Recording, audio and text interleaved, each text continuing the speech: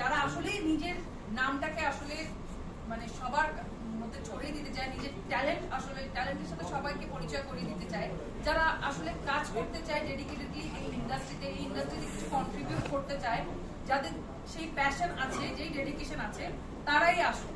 তারা হলে শখের বসে একজন মানে মাথায় ক্রাউন নিয়ে আসলে চলে যায়, কিন্তু দেখা যায় যে ইন্ডাস্ট্রিতে তারা সাস্টেইন করে না, কাজের সময় আসলে খুঁজে পাওয়া যায়, মানে অনেককেই কাজের সময় খুঁজে পাওয়া যায় না। কয়েকজন মানুষ আমরা কাজ করছি ইন্ডাস্ট্রিতে এখন, আমরা মানে অনেক আগে থেকে অনেক বিউটি প্যাজেন্ট হয়ে আসছে, কিন্তু আমরা কাজ করছি বিউটি প্যাজেন্ট থেকে কয়েকজন, যাদের আসলে কাজটার প্রতি ভালোবাসা আছে, প্যাশন আছে, শ্রদ্ধা আছে, তারাই আমরা কাজ করছি।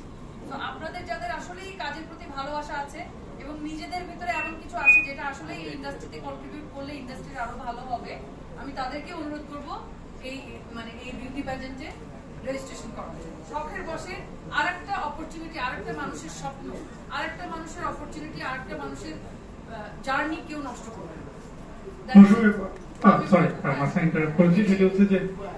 আপনি খুব সুন্দর বলেছেন, কিন্তু আমার যে কোয়েশ্চেন আপনার কাছে রয়েছে সেটি হচ্ছে, আমরা দেখি যে এই বিউটি প্রেজেন্ট থেকে হচ্ছে একজন মৌসুমী হামিদ কিংবা একজন মেহেজাবিন কিংবা একজন বিদ্যাসিন হামিদ আমরা দেখতে পাই না।